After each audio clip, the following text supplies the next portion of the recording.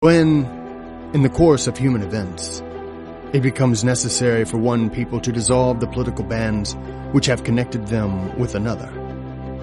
and to assume among the powers of the earth the separate and equal station to which the laws of nature and of nature's God entitle them, a decent respect to the opinions of mankind requires that they should declare the causes which impel them to the separation.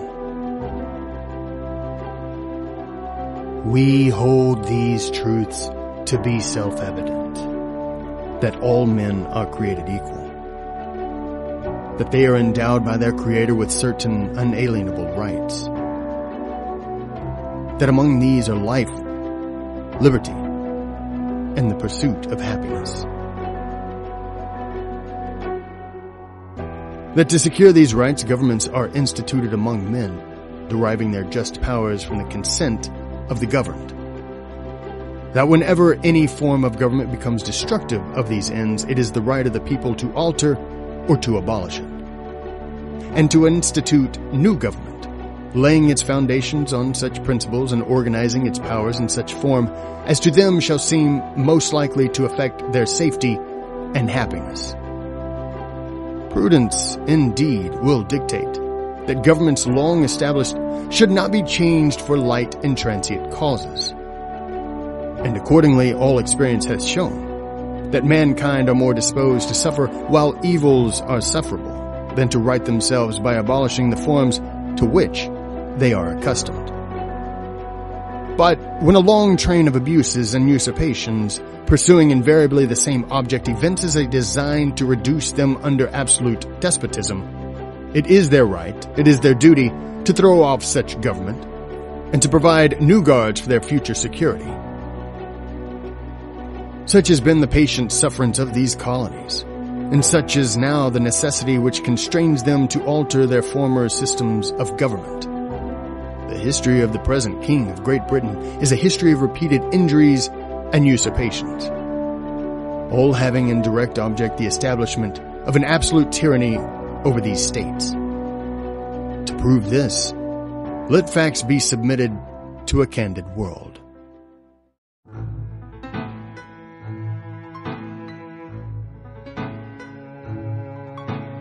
He has refused his assent to laws, the most wholesome and necessary for the public good. He has forbidden his governors to pass laws of immediate and pressing importance, unless suspended in their operation till his assent should be obtained, and when so suspended, he has utterly neglected to attend to them. He has refused to pass other laws for the accommodation of large districts of people, unless those people would relinquish the right of representation in the legislature, a right inestimable to them and formidable to tyrants only. He has called together legislative bodies at places unusual, uncomfortable, and distant from the depository of their public records, for the sole purpose of fatiguing them into compliance with his measures. He has dissolved representative houses repeatedly, for opposing with manly firmness his invasions on the rights of the people. He has refused for a long time, after such dissolutions, to cause others to be elected, whereby the legislative powers, incapable of annihilation, have returned to the people at large for their exercise, the state remaining in the meantime exposed to all the dangers of invasion from without and convulsions within. He has endeavored to prevent the population of these states, for that purpose obstructing the laws for naturalization of foreigners, refusing to pass others to encourage their migrations hither, and raising the conditions of new appropriations of lands. He has obstructed the administration of justice by refusing his assent to laws for establishing judiciary powers. He has made judges dependent on his will alone for the tenure of their offices and the amount and payment of their salaries. He has erected a multitude of new offices and sent hither swarms of officers to harass our people and eat out their substance. He has kept among us in times of peace standing armies without the consent of our legislatures. He has effected to render the military independent of and superior to the civil power. He has combined with others to subject us to a jurisdiction foreign to our Constitution and unacknowledged by our laws, giving his assent to their acts of pretended legislation. For quartering large bodies of armed troops among us, for protecting them by a mock trial from punishment for any murders which they should commit on the inhabitants of these states, for cutting off our trade with all parts of the world, for imposing taxes on us without our consent, for depriving us in many cases of the benefits of trial by jury,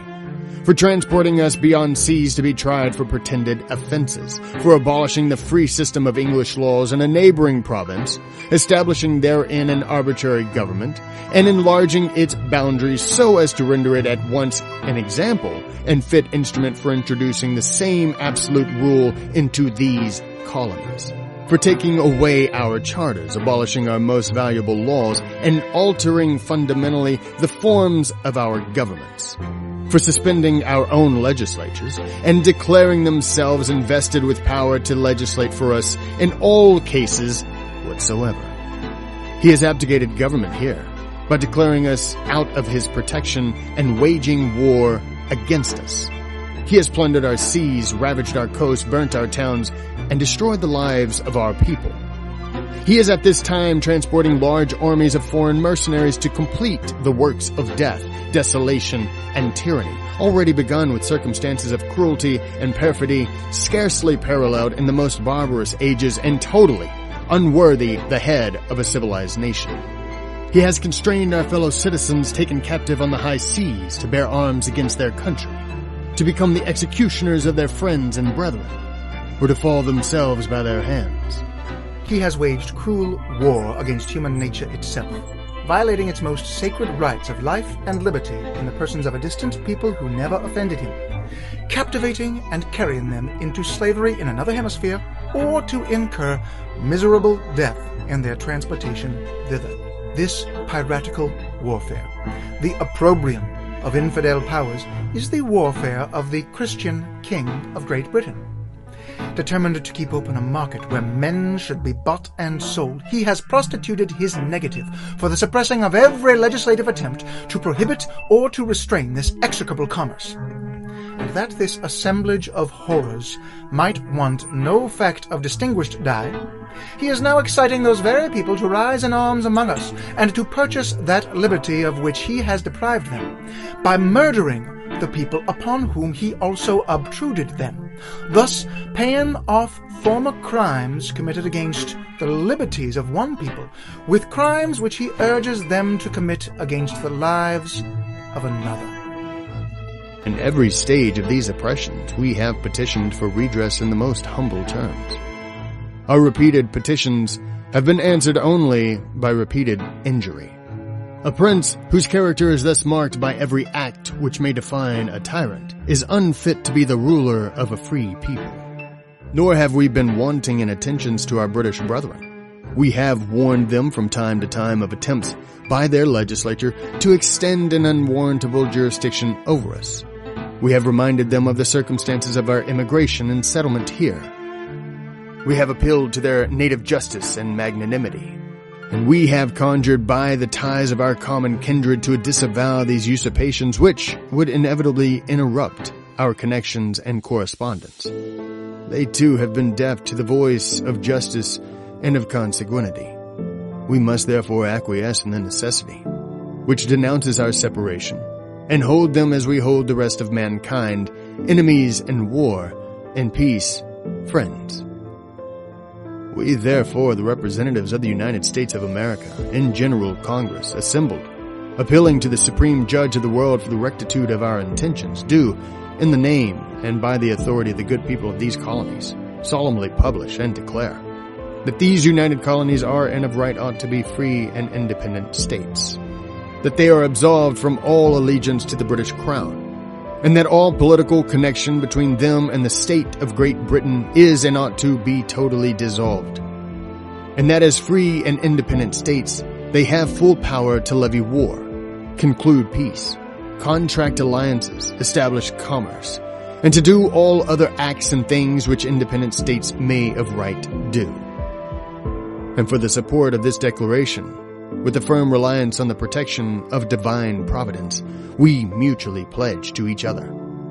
our lives, our fortunes, and our sacred honor.